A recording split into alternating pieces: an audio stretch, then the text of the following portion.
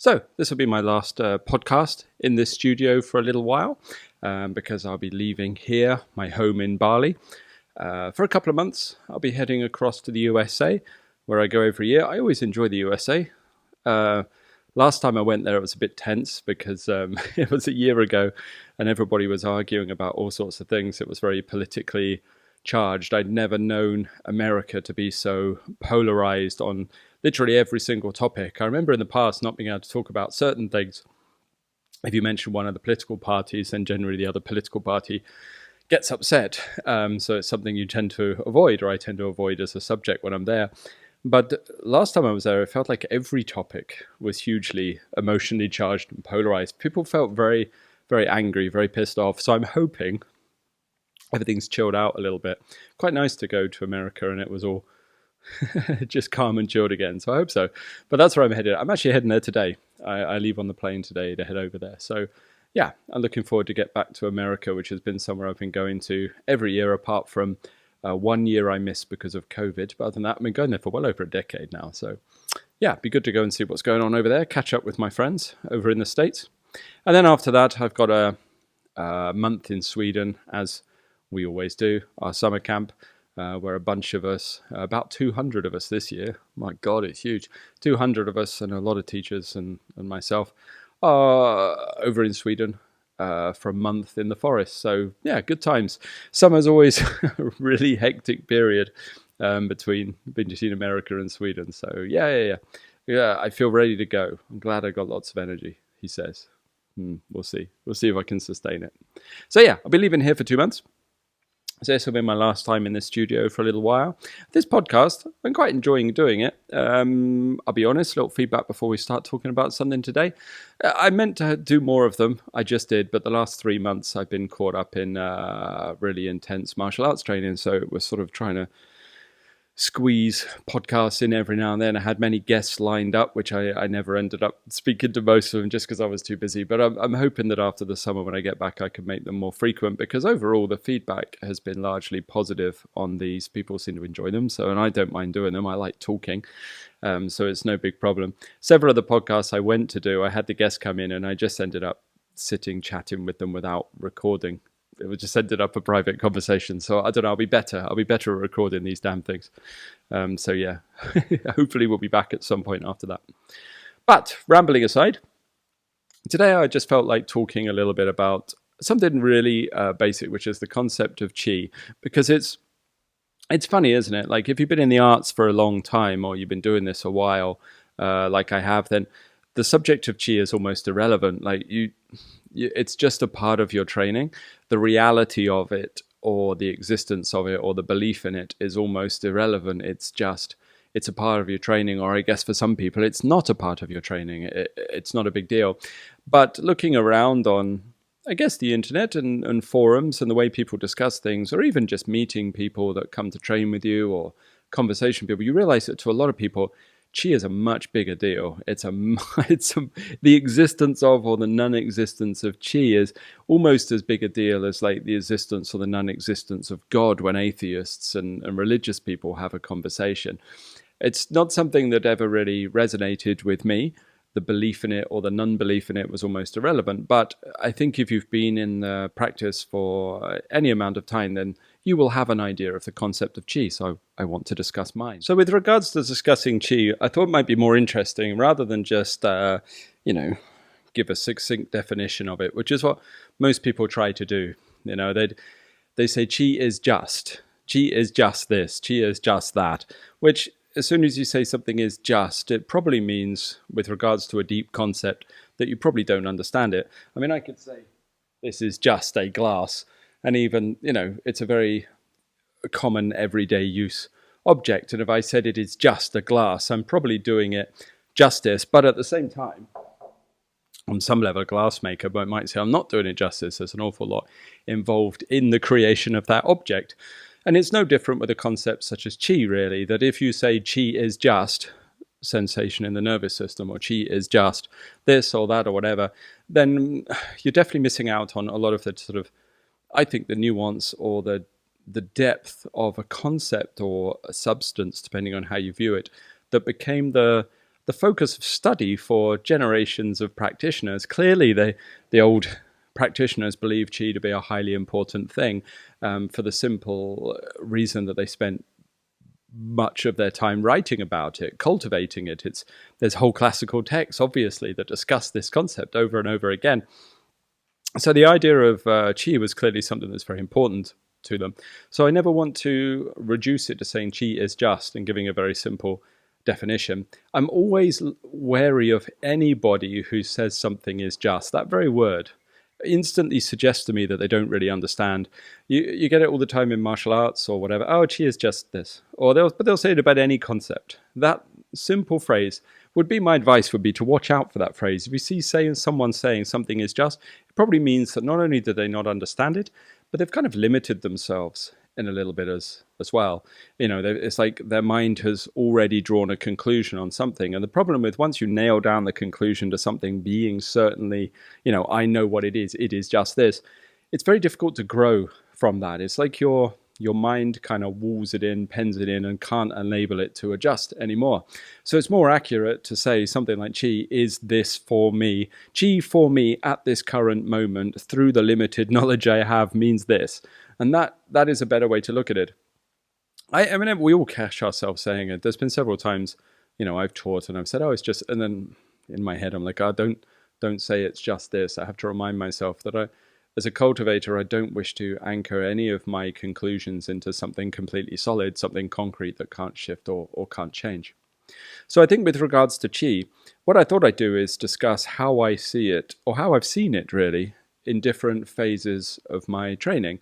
Because I've been in these arts a long time, and I've been with lots of different teachers, many of them just for short periods, but then I've had several core teachers that I've been with for years on end.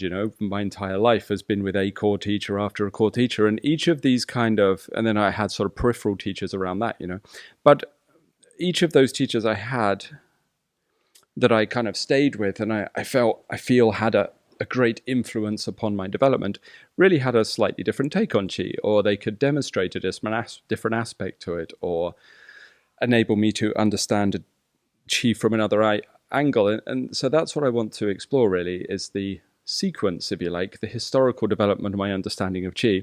And I thought I'd do it this way, just sort of thinking about it this morning over breakfast, because because I think it highlights the fact, hopefully, that I don't think it's you shouldn't get caught in this concrete idea of knowing what something is and then there's no room for it to change anymore.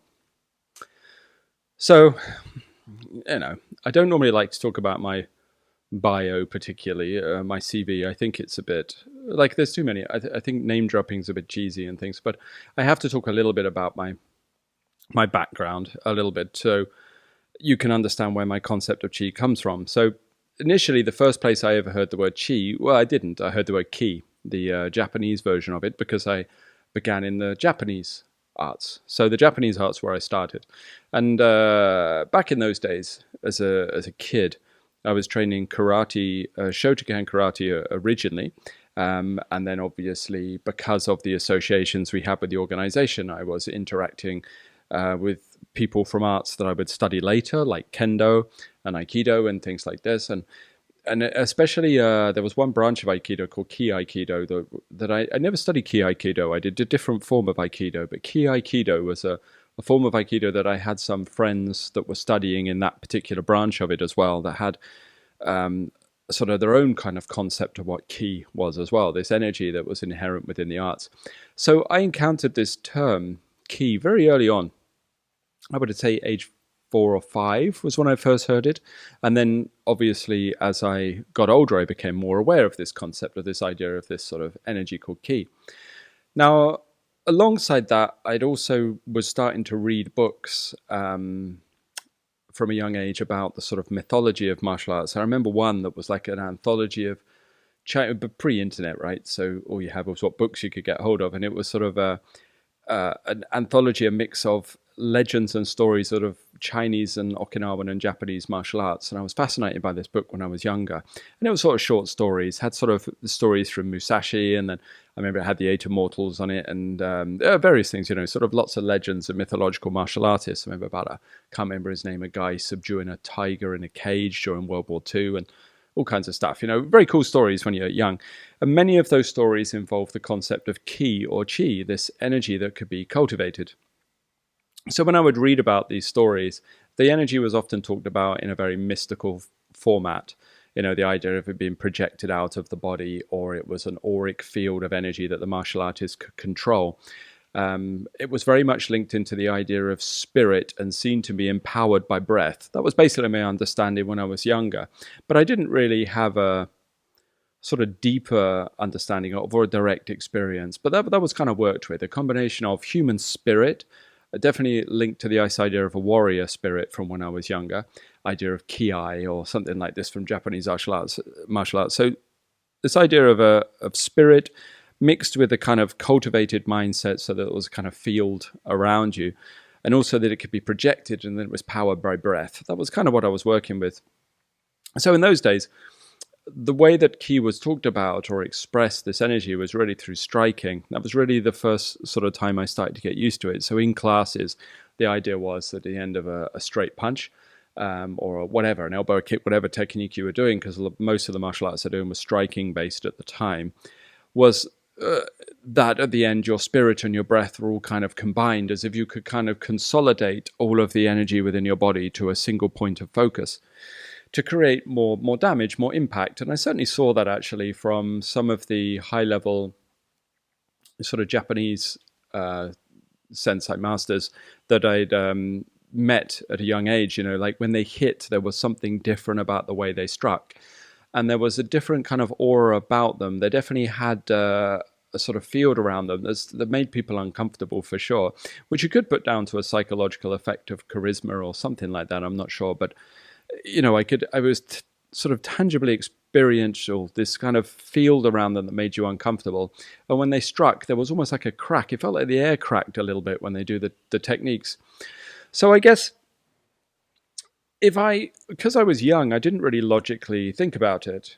You don't worry about such things. So when you're young and you're told this concept of ki, I must gather all my energy to a point at the point of striking and use my breath and my spirit. You just kind of logically go along with it. I didn't question it. The idea of believing in ki or not believing in ki was irrelevant to me. And I have to say, the people around me, I guess they had a similar attitude. It's hard for me to remember because I was a kid, but I don't remember any of them ever really questioning or not questioning it. But maybe that idea of spirit and breath and power all being consolidated into one point is not woo-woo enough to really cause a lot of questioning. Not really, is it? It's quite grounded in a way. It's like you're accepting a concept of human psychology and spirit and everything focused to a point, and that's good enough. So people were working with this concept to develop this ki. And they also kind of knew that it was based in the hara, in the abdominal region. The power was there. So it was a lot of contractive breathing and descending the breath to try to stimulate that area and lock it at the point of contact, something that isn't within my arts anymore. That's not how my arts work, but it's certainly what I was training at the beginning. So we would work towards developing this kind of ki, this spirit. But at the same time, in the back of my mind, there was those myths, those stories I read about the people doing with it, because doing things with ki or chi, their energy, because those tales didn't match what I was being told in the classes, right? I mean, the stories were of people doing amazing sort of superhuman feats with it, and that certainly wasn't the same as mustering all of your power into a strike.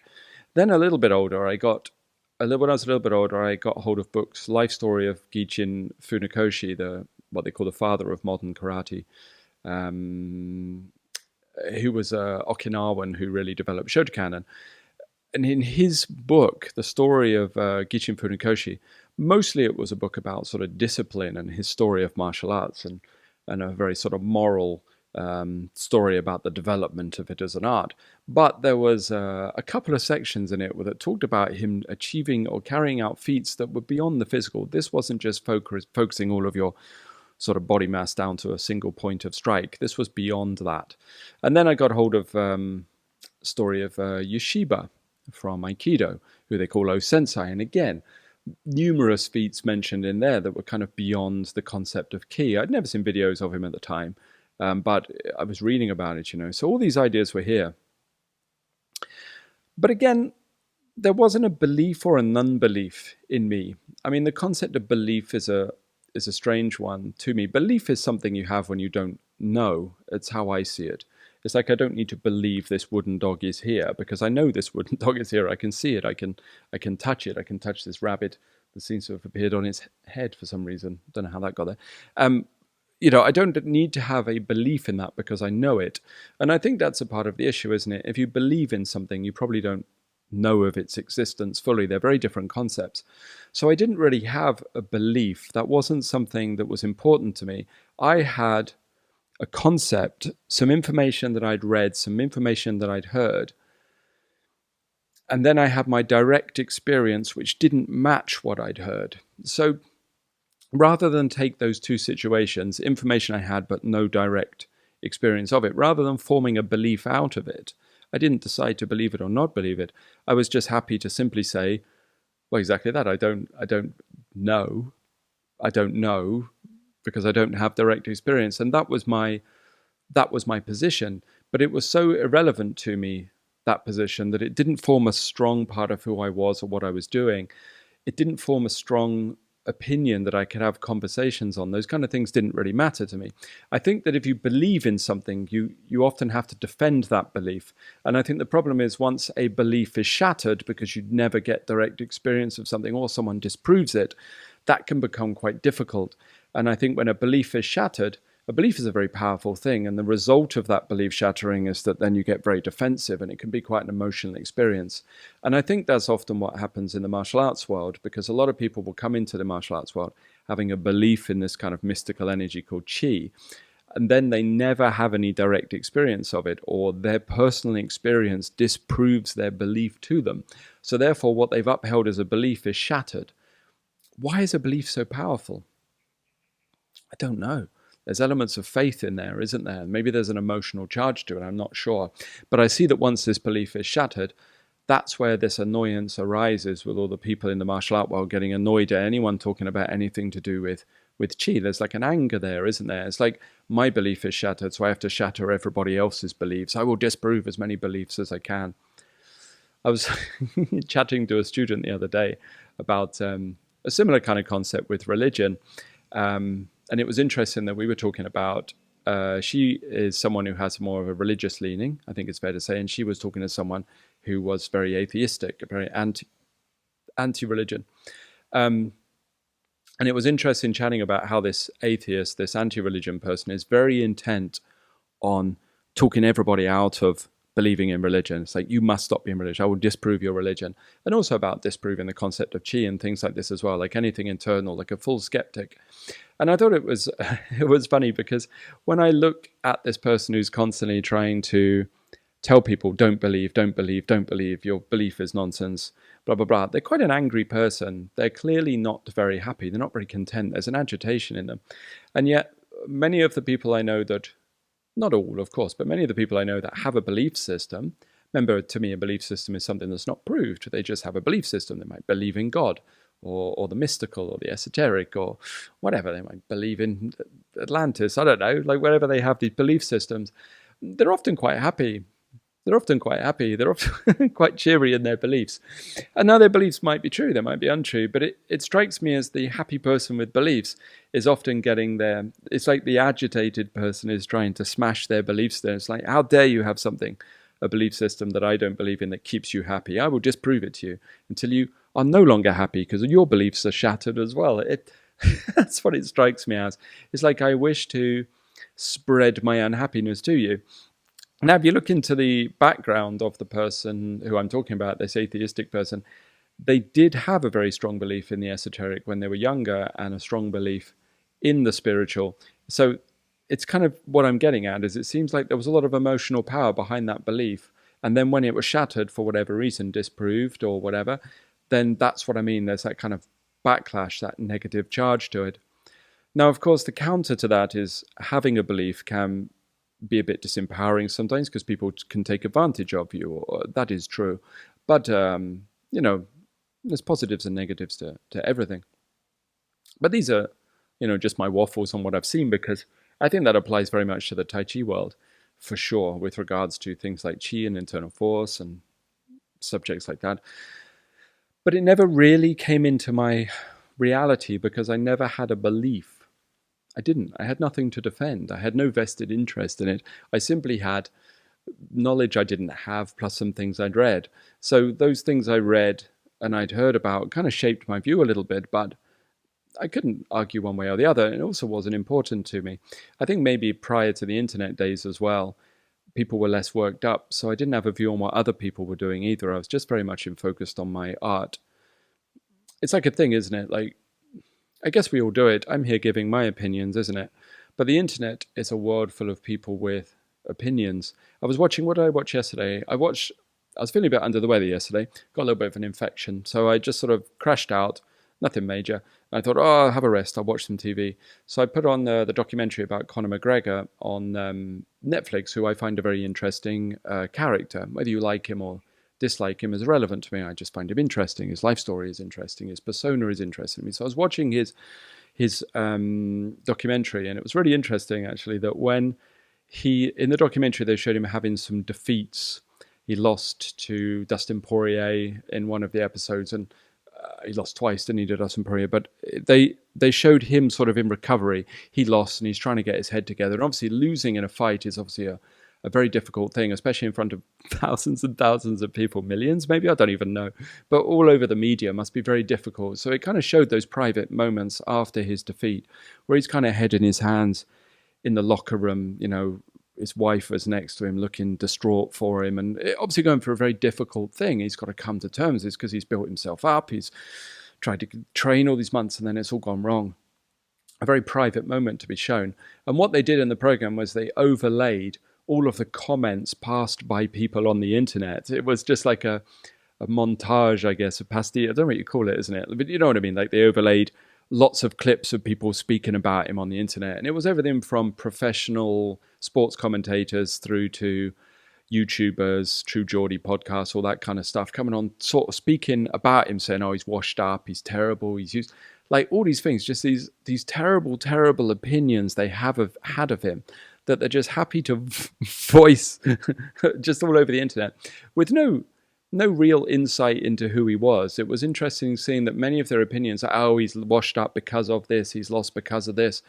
And if you'd watched the documentary, you realize that many of those things weren't true. And that's what it kind of strikes me as, is the internet these days is one person does something, or one event happens, and then you get this whole sea of people just passing negative comment, like piling in. This guy's washed up, he's a loser, blah, blah, blah, blah. I think that's really unhealthy, and it kind of sums up where the martial arts world is, and the concept of Qi, where it is as well. Someone mentions a concept, and straight away there's a pile-on of people just passing negative comments and criticisms, and you can see all that emotionally charged stuff around sort of what I believe, what I don't believe, what is valid, what is not valid. And it's not a constructive discussion anymore. It's just a pile-on of negativity, of people trying to smash other people's beliefs. And I think that why I'm talking about this is that was different when I was younger. Prior to the internet being there, that didn't happen. You didn't have an entire planet of thousands of people having all these opinions that are usually negative all at the same time. What you had was the discussions you had with your friends and your peers and the people you knew directly in your life, and then the things you read in some books, and that was it. And I have to say, it was more peaceful. It was far, far more peaceful. Far easier to just explore something without being pushed and pulled and dragged everywhere by everyone's opinions. And I know the irony is I'm only putting my opinion in here as well. But, consequently, I try to just not pass too much judgment on individuals on what they're doing. I don't always succeed at that, but I try. It's like that, as we go deeper into this, sorry, this is a longer chat.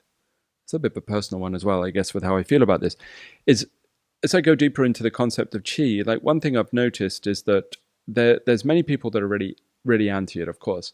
And if you do anything with Qi and Tai Chi, then you automatically get hundreds of people very negative about that concept, very negative about what you do. And it's funny seeing how the negativity goes. So, for example, I will talk about something to do with Qi and Tai Chi, or friends of mine will, like Adam or other people, Joey. People will mention a concept about Qi, and straight away the attacks start to come about your beliefs. And then after that, it's like the emotions have started going. So then the attacks start to become more personal, and then they start to become illogical. Then eventually they turn into slander. And it's amazing. People will just say things that completely are not true. And it's funny seeing how that, it's like they have to just attack and attack and attack and attack on what you're doing. And in return, you just get on with what you're doing. That's all you can ever do. But I think it was easier in some ways to study when I was younger because you didn't have all of that. You just had who you knew and what you were studying. So very much I didn't have a belief. I just didn't have knowledge of what Qi was directly. And consequently, my belief or not belief, or knowledge or not knowledge, was never under attack from anyone around me. I wasn't bombarded by thousands of people trying to tell me this or that. It wasn't there. And I do wonder if my exploration of Qi and the internal arts would have been different if I'd have grown up in an age with the internet. So if I'd have been, in my early teens, late teens, early 20s, when I was really trying to explore all these concepts really deeply. The internet came about when I was kind of in my mid-20s. It was probably there before that, but I was slow on technology, so I wasn't really aware of it. So it sort of came about then, really, all these discussions. So I wasn't affected by other people's opinions. I just got on with what I was doing. But I do wonder if I was sort of 10, 11, really interested in it, and the internet was there, I wonder how many of other people's opinions, all the hate, all the vitriolic YouTube videos made about people's beliefs would have changed my opinion and set me on a different path. I think there's a high chance. I think I'm more likely to have been influenced by people saying, it's shit, you're going to get conned, it's not real, and then turned away from it. And if so, that would have completely transformed my life and would have been a terrible turn up from the books, because I am 100% not in the material camp of what you can touch, taste, feel, hear, see is all there is. Definitely not. And my life is definitely the better for it. It's like my reality of what the internal arts are and what Qi is was formed long before I was exposed to thousands of opinions by naysayers. So I do wonder, just as an aside, how many internal arts practitioners in the last, how long's the internet been here? Fucking 20 years now or something, getting old. In the last 15, 20 years, I wonder how many internal arts practitioners have been put off or sent down the wrong path because of what's on the internet. I'm not sure. Or how many people have been stopped in their tracks? How many of their dreams have been stopped? How many of their pursuits have been stopped by people saying, oh, it's not real, it's false, you shouldn't go down that route? Probably a lot. I suppose the counter to that would be there's other people that have had input the other way and it sent them on a more of a woo-woo path. But I don't know. It's interesting to know that. Like, how much are we influenced by all these things? Probably quite a bit. So anyway, rambling. So moving on a little bit, and I kind of had that idea. I then started to, basically my family started to train in Tai Chi. So I was also exposed to it in my sort of mid-teens. And I did little bits of it back then. Not too much, a little bit. I learned the form. And I did the form. And I realized that the form for me in Tai Chi was just something very mindful and was good for sort of very fine motor control and stuff. So I recognized I liked it. And there was a part of me that the kind of exoticness of it appealed to me, It wasn't just sort of straight punches and striking or cuts with swords like I was doing then. It was circles and spheres, which already felt quite esoteric, even though I had no idea what any of them were about. But I started there. And then some of my family, my uncle and things, started to encounter a teacher that was doing things with Qi. And to him, this teacher, Shen Hongsun, his name was, his concept of Qi was much more tangible. It was the first time I'd sort of really seen literally this concept of the qi going to a dantian or circulating through the body or coming in and out of the body or something like this, I'd already read about those things. Mantak Qi already had books out and stuff, and I'd already seen diagrams and things like that, but I'd not sort of tangibly experienced it for myself. So studying with my family then became very interesting, because now there was this new concept, this physical sort of energy that I remember the first time I felt it. It was injected into my body from a short distance, not too far away, which fully charged up my body and made it feel magnetized all over. And then when I was moving my limbs around, I basically could feel the scenery around me, and like super tangibly. It was ridiculous how tangible it was. And it wasn't based on any hypnotism or anything like that. It was simply somebody pointed their limbs at me, ejected qi in, and now all of a sudden everything was thick. It was like I was moving through honey. And when I put my hands together, there was like a charge between them, and things like this. But it was quite amazing for me really at that age to experience that young. So now I had a kind of concept of qi. I was like, oh, feels like magnets. That was really it. That was the extent of my knowledge about qi. But what I did know was it was something that, okay, was physically tangible within the body. And concepts of it used for fighting was not really at the forefront of my mind at that stage. I wasn't that interested. I kind of got sucked into this direction of sort of trying to just feel it, and it was exploring the sensation of this new substance. So I went down that path, and then I trained with that school for a while, quite a lot of years, really sort of developing it. During that time, I saw qi demonstrated, people doing things like empty force, and from there, which is no touch work, which obviously very controversial, which I explored for a little while actually myself, but actually decided it's a very unhealthy route to go down. In general, I'm anti-empty force, like no touch work. I'm not into it, but I do think it was an interesting exploration, a phase of my life where I kind of looked at it a little bit and see what was going on. Another time I'll break down what empty force is maybe, and what it is, what it's not, the reality of it, the falseness of it. I got a very good idea of what it was, but I'm not so interested in it, and I think it's a wrong path for people to go down. But it was still an interesting exploration at the time. So I saw people doing things with qi, and then from there, as years went on, I saw the things like people discharging it as an electrical force and all that kind of stuff. And those were good for me because I saw the reality of, okay, there is this substance that is like they talk about in the mythological texts. So at that stage, I kind of went through a middle stage of my development where qi was very much this thing that could flow around and be stored within the body. And none of that is inaccurate. I don't disagree with it now. I just understand that it can go deeper. It can go deeper. So at that stage of qi, all of a sudden, internal arts became something that became very interesting to me, and they took over from my external arts. I was doing both for a long time, but then internal arts took over, and external arts pretty much fell away. And I was studying Tai Chi, and then Qigong, and Bagua as well, all through China, then Southeast Asia, traveling to find masters. That's where my sort of journey went on. I think if I'd have just been studying external arts alone, being drawn to Asia was unlikely to me. I've never really had a fascination for Asian culture, never really been a natural traveler, weirdly, for a man who's seen a lot of the planet. I was never really that interested in it. And external arts like punching and kicking people and wrestling wouldn't really have been enough reason for me to go abroad. I wouldn't have journeyed into Asia for that.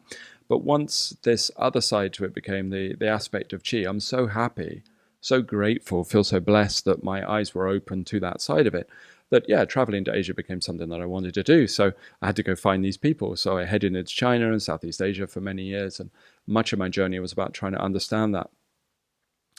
But I ended up with a love-hate relationship to it, to qi, especially with all the different traditions I saw, because I saw what it did to people. I think that as with all things, they're a bit that are powerful or weird or out of the norm. They're a sort of double-edged sword, aren't they? So what I started to encounter was there were people that were exploring it, but then there were people that were obsessed with it, that were fanatical about it, especially with the abilities that can come from qi, the kind of superhuman projection of energy out of the body and stuff like that. And what I saw was there was a lot of people that weren't really interested in the arts anymore. They were just interested with having superpowers. I want to be able to do this, and I want to be able to do that. City chasers. I guess is one word for them. And I realized just how damaging that was, because it was the new obsession. It never did anything healthy for them. So, and I recognize a part of that in myself as well. There was something that was very fascinated by those powers.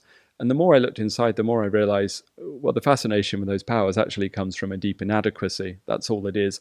I might pretend it's something else, but to be able to do things with chi that other people can't do, that are mystical, that are esoteric, was mostly attractive simply because there was inadequacy inside me that might have come from what?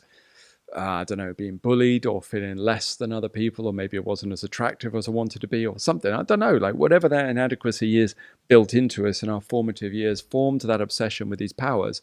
And the more I met people who were chasing these kind of siddhis, especially when I got into the lineages that had those, I saw that basically that's what most of them were. They were people struggling with deep inadequacies that really needed psychological help, but instead they were trying to kind of overcompensate by developing these powers.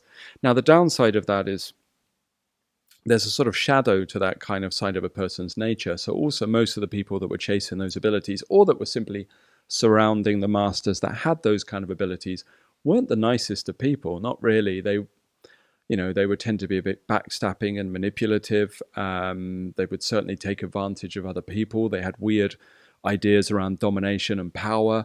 I guess probably come from that same inadequacy.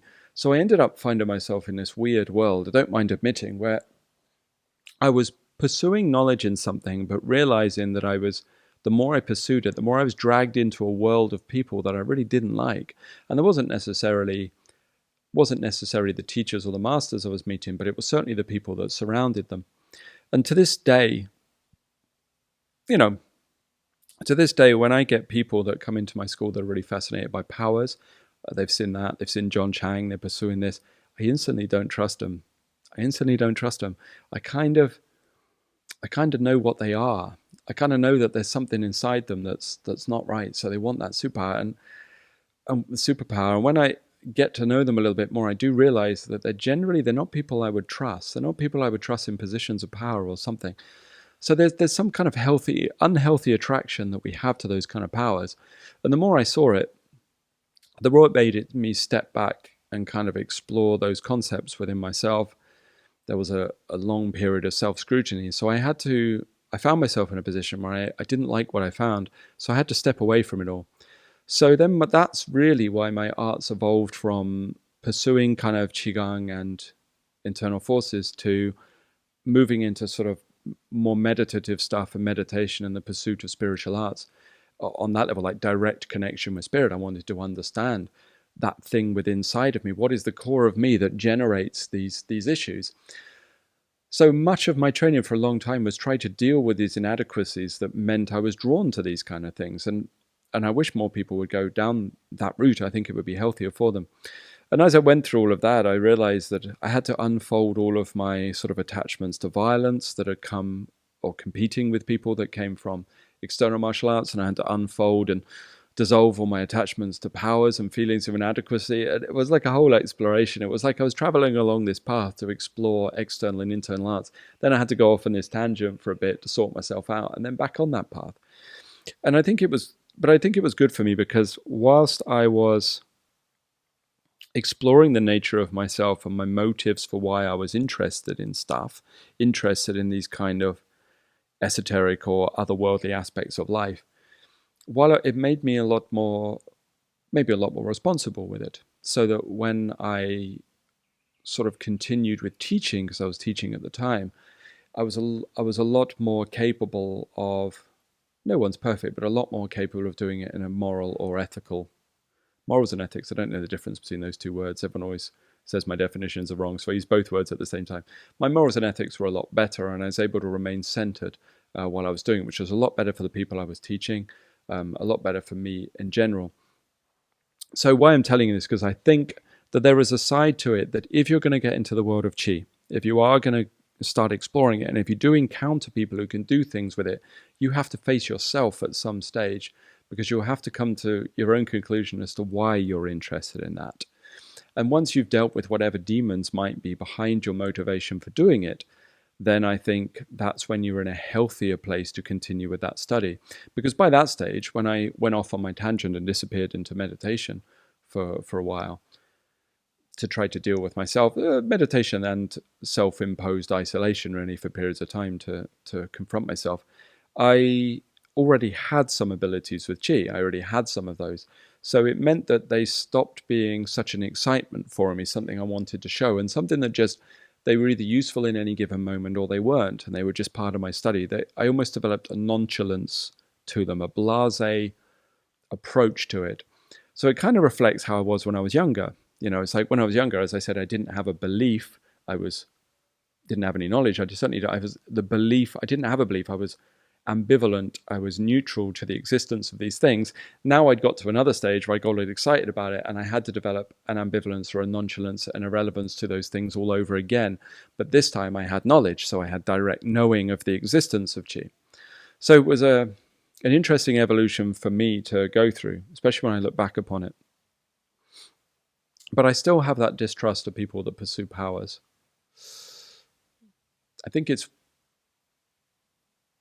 risky. I think it's risky, and part of the big deal of the internal arts is to study motives for anything, you know? Study motives. Why are you doing something, you know? It's probably the thing that is attributed to other people by commentators more than anything else. And it's like we decide someone's motives. It's like the Conor McGregor thing, you know, where he'd lost that fight and all it was the pastiche of all the people passing comments on him. And most of the negative comments were they were giving his motives. Oh, he's not ready to fight anymore because he's rich, or his motivation is from anger. It was like all the negative things were all the negative motivations that came from what Conor was doing. Nobody really knew why Conor McGregor was doing such a thing. Now, if I look back to my situation with exploring Qi, it wasn't other people's motivations that I needed to look at, it was my own. I didn't trust other people's motivations. Like I say, I feel that most human motivations when we struggle to be different from other people comes from some kind of inadequacy. But I need to confront my own. So rather than sitting there on the internet trying to decipher other people's motivations, which is an easy trap to get sucked into, my own had to be looked at, and I had to explore, what is this thing in me that wants to understand this substance Qi? Do I want to understand it for cultivation, or do I want to understand it for personal benefit? And that's a big deal, and I think something that should be relevant to almost everybody in the internal arts, certainly when you get past a certain level. So my understanding of Qi, to go back to the original thread, at that stage was, you know, it's an energy. That was it. That was basically what I was working at. Then, of course, as I went deeper on into it, I started to be able to directly experience or know the mechanisms behind it. So then Qi became something that was more linear through the body. It flowed and it moved through the body. Channels became more available to me to directly feel. The idea of an electrical current moving through the system was meant it was passing through the nerves, and then a magnetism that creates sensations of pushing and pulling and heaviness and lightness. All of these things became sort of available to me. And again, none of them beliefs, they were just things that I could directly know through my studies. And that was the key point, that in order to understand it, I had to know it. I had to directly know it. Nobody could tell me anything. Nobody could demonstrate it. I had to know it for myself. So I had to be able to do it. And that was where the study came in. But of course, at each stage of knowing, I think I was generally sensible enough to know that my knowledge at that time was not the final solution or the final answer for what Qi was. I knew it was a work in progress, and I knew that my understanding needed to go deeper. I could define Qi deeper if I just didn't stay where I was. I had to keep exploring. So I was aware at any stage that whatever I knew Qi as was just a temporary thing. So that model of Qi served me really well for a long time. You know, of it flowing, of it having yin and yang qualities, of it being stored in the body, moved around, stuff like that, served me for a long time because it enabled me to really understand the mechanisms behind the internal arts. And of course, my training kind of veered off and it adjusted everything I was doing at that stage, because I'd gone from who was primarily a martial artist, somebody who was primarily a martial artist, into somebody that was primarily a Qigong teacher. And and a Qigong practitioner as well as meditation. And it's funny because when I was younger, I never would have dreamed that. Like, not at all. I was really into martial arts. I was born into a martial arts family. I was fighting and training and hitting things and getting hit and grappling with people and, surrounded by people that were doing the same. And my self-identity was wrapped up in that. So the very thought of ending up a Qigong teacher was kind of alien to me, kind of bizarre thing. I wouldn't have thought that was even possible. But of course, that's what I ended up becoming. Because the fascination with exploring or understanding Qi really took over. And the more that I developed direct knowledge of it, of course, the more it became applicable as a cultivation method. And I decided long ago that that was the most useful thing for the majority of people, not martial arts, but to actually understand the potential for the insides of their bodies. So I started to teach that more and more and more, to the point that I started to make more and more material available publicly on my particular experiences and limited knowledge, admittedly, of the internal arts. But I thought any information I could put out there to people might be useful. But then I always had to try to temper that with the kind of self-analysis or the morality that I believe should go along with the art. So I had to develop a kind of very almost rigid, which I know rigid is bad, but it's what I needed for a while, was a very strong code of behavior ethics that should be around those arts, because I didn't really want to take someone into a place where they could develop an understanding of these internal arts and then use it negatively to impact other people negatively. So I was very aware of that sort of balance, that difficult balance while I was teaching, because I would never, last thing I'd want to be is a negative influence upon the world. That's very important to me. So that's what I did. I went down that route into the Qigong. And then I transferred to my current teachers and where I am now, where I've been for the last 9 years, 8 years, 9 years, I don't know, something like that. I'm working with this particular tradition. And it's funny to see how the evolution of the understanding of Qi has changed again, because I went from, it was like 3 phases. Phase 1 was martial arts, that your Qi, your energy, or your Qi even, are about a combination of breath and spirit and focus. Okay. Then there was almost quite materialist, I guess, in a way. Then there's the middle level stage of my development, which is about, it's this sort of substance, this energy, electrical magnetic fluid kind of stuff, vibrating energy through the body that can be moved and stored in a dantian and circulated and taken out of the body and put back in, like it's a kind of substance, which wasn't inaccurate, but which definitely represented a mid-level or middle stage of my development, a sort of central point. Then this third stage was different, because now these teachers I work with they're not really city guys. They're not into the development of power. It's very much about, it's a cultivation system. I'm not thinking because I don't know what they're saying. I'm thinking to try to put it into a way that does it justice. Essentially, their concept is that Qigong is purely a spiritual practice at its roots. So it's about direct connection to truth, to spirit, to the divine, whatever. You can put whatever context you want onto that according to your own conceptual framework you work to, but that's what it is. It's a spiritual cultivation system. So their concept of Qi is different. It's that it arises from something else. So the experience of Qi is not about a mechanical energy that's built within the body. Their experience of Qi is something that arises from becoming closer to connection to the divine. So when I encountered this way of working, the first thing I thought was, once again, well, I don't have any direct knowledge of this. I hear what they're saying, but I don't have any knowledge, and I don't want to develop a belief system about it, because once again, that's unhealthy. So I fell back on what I find quite easy to do, which is to be indifferent to something. I was interested in it, but also didn't form an opinion. I was nonchalant to it, so I just did it. I'm quite capable of just studying something without any particular motivation for some reason these days. I don't know how or why I can do that. So I went into these arts. I was inspired by the teachers, of course, very inspired by them as people. So I explored it. And then, of course, then my direct knowledge of Qi is something very different, is that there is another aspect of Qi that exists beyond that which linearly flows within the body. And I'm not talking 7-star Dipper and planets and all that kind of stuff, but more larger fields that seem to exist within you that connect you to different experiences. And experiences is a bad word. To different parts of your being.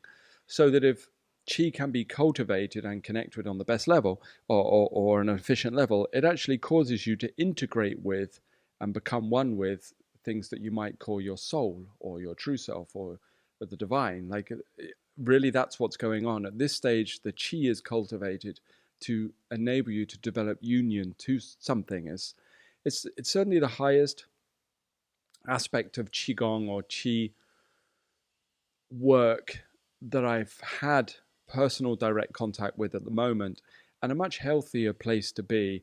It doesn't walk that sort of tightrope of power and domination and all that. It simply loses itself almost in a very, it is religious in a way. It's not a structured hierarchical religion per se, so maybe religion's the wrong word.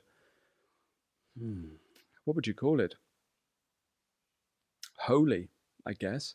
It's not a religion, like going to church on a Sunday, but there is a holy aspect to it. There is a spiritual, there's a divine quality to the energy at that stage.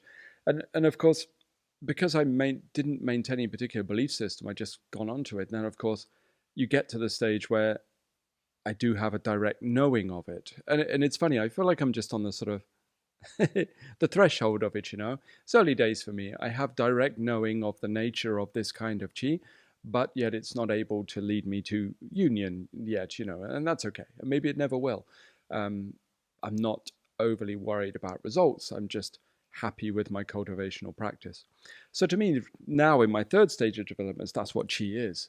Qi is simply something that can be cultivated within your body that can, at its higher level, lead you into direct connection with the divine. It's the route that leads to full spiritual cultivation. But I'm not going to say it's just that, because of course, well, you can't say it's just something that connects you to the divine. That's a very high thing indeed. But it's also only my direct knowing of the nature of qi. It's only my direct knowing right now. That doesn't mean that's my final definition of it. I'm hoping that I'm only 42, I think, 42 years of age. So I've got plenty more years left of study for sure. So I'm assuming that my definition and understanding of qi and what it can do and what it is will change as time goes on, as I go deeper into my development. So I'm never going to say that's the final definition of it. It's not just that. So that means that I don't want to explore that too much at the moment, because that's a little bit of a personal study. I just want to introduce that concept really to just show that I've gone through different developmental stages. What I usually do, to be honest, is I normally will openly talk to students or the public or people about the stage I was at previously, because I always think the stage I'm at right now is open to error and flux and complication and confusion. So I don't tend to talk about, I normally talk about the past.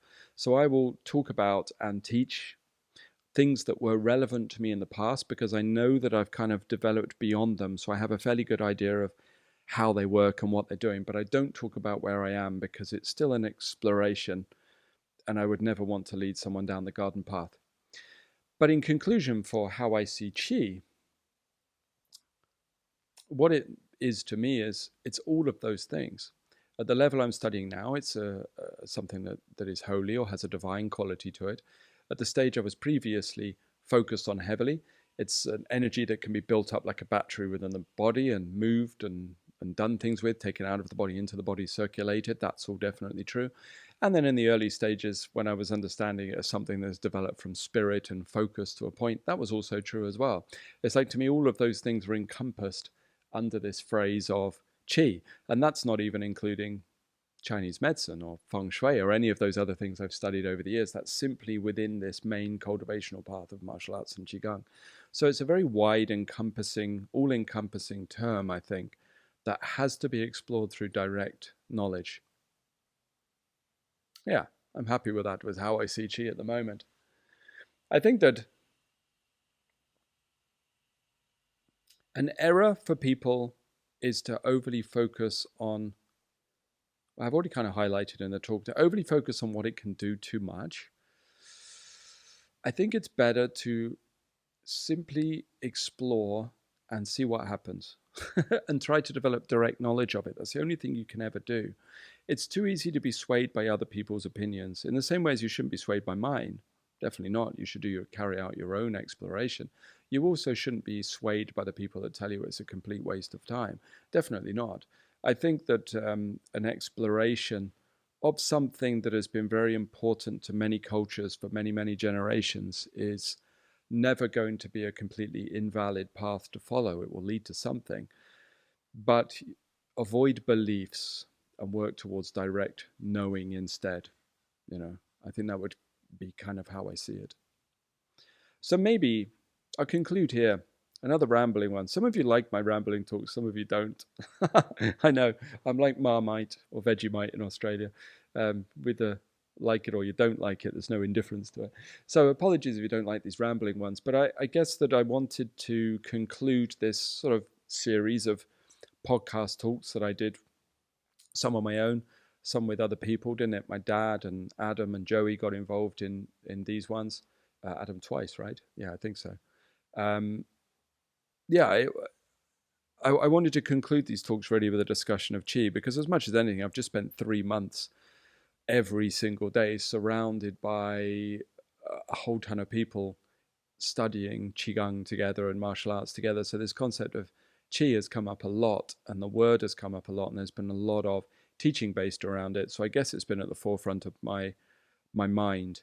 And as much as anything, it's been trying to foster within the people, or at least guide them whilst teaching them to really explore it in the same way, that look, don't develop a strong belief system. We must have direct knowledge of it, and then you must come to your own conclusions. Allow the definition to build up in you.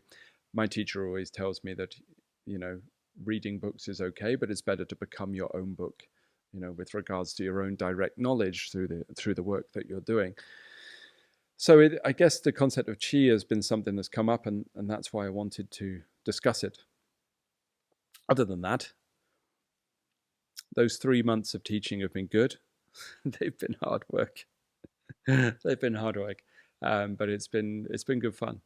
Training in a full-time place for 3 months. So a few days off now, and then I shall be heading off to America to catch up with the next bunch. So if you're listening to this and you're in the American group, then I look forward to seeing you soon. Thanks very much, guys.